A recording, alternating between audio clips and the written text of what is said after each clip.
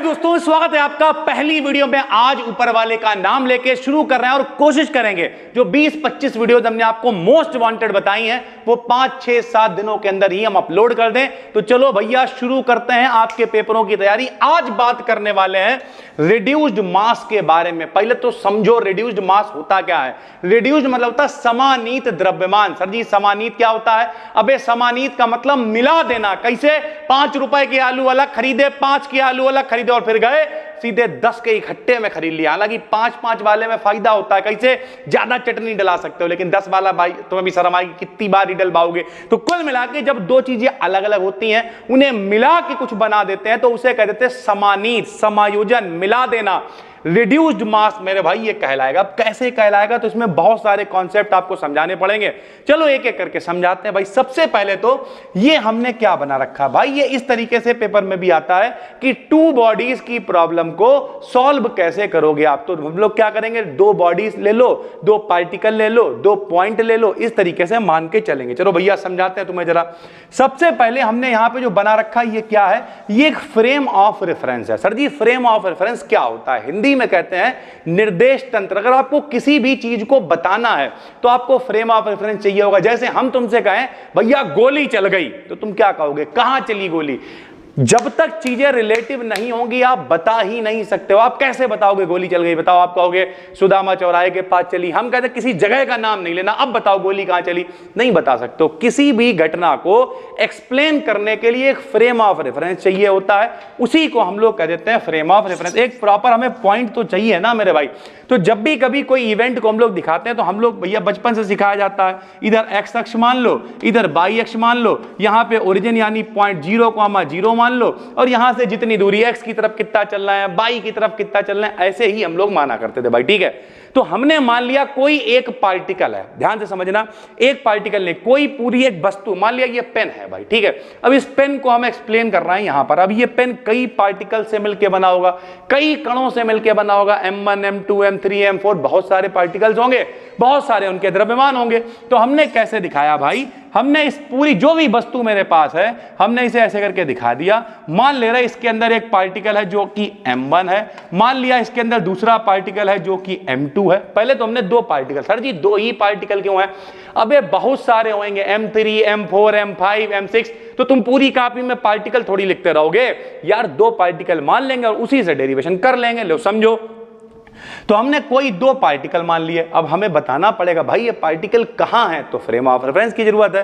तो हम लोगों को मालूम है, हम यहां पर क्या मानते थे, x मान लिया, y मान लिया, यहां पे 0,0 यानी क्या ओरिजिन माना करते थे। तो जब हमने इसे ओरिजिन माना तो मान ले रहे पहले पार्टिकल की दूरी कितनी है, r1 है, दूसरे पार्टिकल की दूरी कितनी है, r2 है, या ऐसे कह सकते हैं पहले पार्टिकल की जो पोजीशन है वो r1 है, तो इसे हम लोग कह देंगे पोजीशन वेक्टर। ध्यान से समझना, बहुत मजे में पढ़ा रहे हैं भैया। ठीक है, तो ये दोनों पोजीशन वेक्टर हैं। कहां से? अरे वेक्टर हटाओ, दूरी है यार, ये पहले की दूरी है, ये दूसरे की दूरी है। ठीक है, फिर न्यूटन बाबा अपने एक बात उन्होंने कही, न्यूटन ने कहा कि पूरी दुनिया में जितनी भी चीजें हैं आपस में एक दूसरे के खिलाफ बल लगाती। जैसे हमारे आपके बीच एक बल लग रहा, हमारे मोबाइल के बीच एक बल लग रहा, हमारे इस लाइट के बीच एक बल लग रहा, हमारे इस बोर्ड के बीच एक बल लग रहा है, इस पेन और इस मोबाइल के बीच एक बल लग रहा है। यानी कुल मिला के कोई भी 2 वस्तुएं हो हमेशा क्या करती हैं, एक दूसरे के खिलाफ बल लगाती हैं। और तीसरा नियम भी इनने दे दिया। क्या नियम दे दिया कि भैया प्रत्येक क्रिया की एक प्रतिक्रिया होती है। अगर हम आप पे एक बल लगा रहे हैं तो आप हम पे एक बल लगा रहे हो,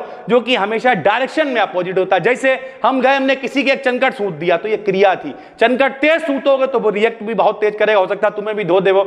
और मजाक में हल्के फुल्के क्रिया कर दी तो प्रतिक्रिया भी, यानी एक्शन की जो रिएक्शन होती है वो इक्वल और अपोजिट होती है भाई। ठीक है, तो अब यहां पे देखो हमने क्या किया, जो 2 पार्टिकल्स मान रखे थे भैया, मान लिया ये वाला जो पार्टिकल है M1 वाला, ये इसके ऊपर F12 बल लगा रहा है। F12 का मतलब क्या होता है, लो बड़ा करे दे रहा है भैया, यहां देखो जी F12 का मतलब पहले के कारण दूसरे पे लगने वाला बल, यानी जो पहला पार्टिकल है वो दूसरे पे बल लगा रहा है F12, और दूसरा वाला इस पे क्या लगाएगा, F21, यानी दूसरे के कारण पहले पे लगने वाला बल। यानी पहले वाला जो दूसरे पे लगा रहा तो F12, और दूसरे वाला भी तो पहले पार्टिकल पे बल लगाएगा, तो उसे हमने क्या कह दिया, F21 कह दिया। क्या कह दिया भाई? F21 कह दिया। चित्र कंप्लीट हो गया, काम बहुत आसान है, जो बनाया है वही लिख देंगे। देखो क्या लिखा, हमने लिखा माना दो पॉइंट मास है। पॉइंट मास का मतलब दो छोटे छोटे पार्टिकल हैं भैया। लो, इसका द्रव्यमान कितना है? m1 है, इसका द्रव्यमान कितना है? m2, यानी छोटे छोटे दो पॉइंट मास है। माना इनके जो पोजीशन वेक्टर, अभी आपको बता चुके हैं, पोजीशन वेक्टर का मतलब मोटा मोटा दूरी की बात हो रही है।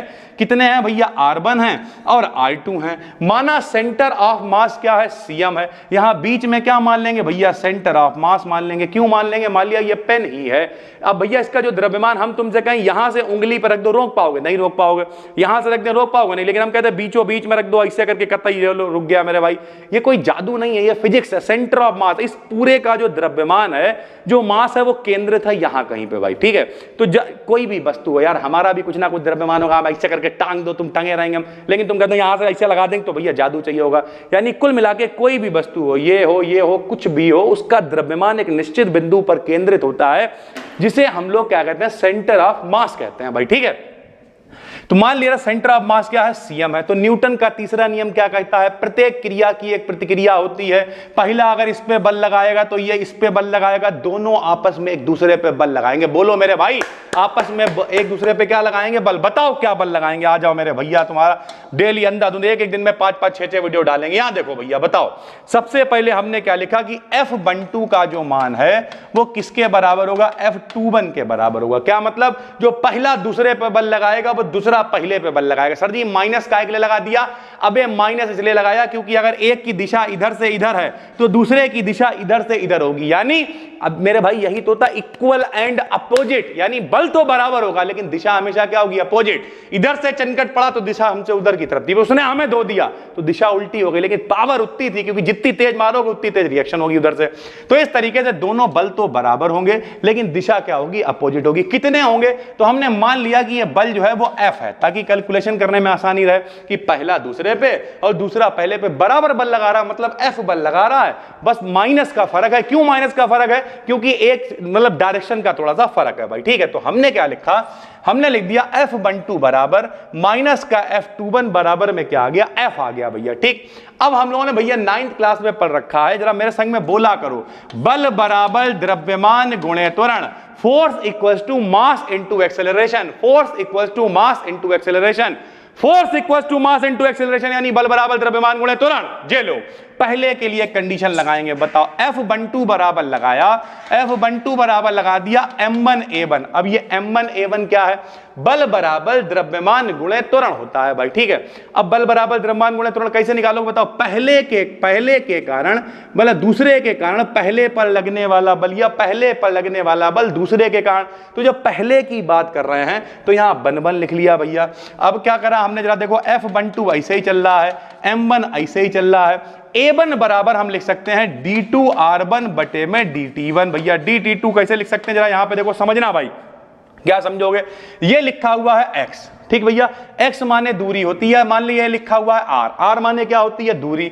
अगर हम इसका डिफरेंशिएशन करते हैं भैया तो चाल बराबर दूरी बटा समय होता है, चाल बराबर दूरी बटा समय होता है, यानी ये v बन जाएगा भाई, सीधी सी बात है। तो v को हम लोग हमेशा dr/dt लिख सकते हैं। ठीक, अब हम क्या करें? इसका डिफरेंशिएशन एक बार और कर दें तो dv/dt क्या हो जाएगा? वेग परिवर्तन की दर को हम लोग त्वरण कहते हैं। तो भैया जब भी कभी वेलोसिटी में समय के साथ चेंज होता है तो वो त्वरण हो जाता है। और v का मान कितना है? ये देखो, v का d/dt ऐसे ही है, v का मान कितना है? dr/dt है। तो जब इन्हें मिला के लिखोगे तो क्या हो जाएगा? d2r बटे में dt स्क्वायर। सीधी सी बात है, यहाँ पे सारे मैथ वाले ही बच्चे हैं तो कोई समस्या ही नहीं है। यानी हम लोग d2r/dt स्क्वायर को क्या लिख सकते हैं? a लिख सकते हैं। अब कुछ लोग कहेंगे सर जी हमें तुझे मालूम ही नहीं रहता, भाड़ में गई दुनियादारी। ले हो, a बराबर क्या होता है? d2r बटे dt स्क्वायर होता है डिफरेंशिएशन की फॉर्म में। ऐसे याद कर लो यार, हटाओ नौटंकी।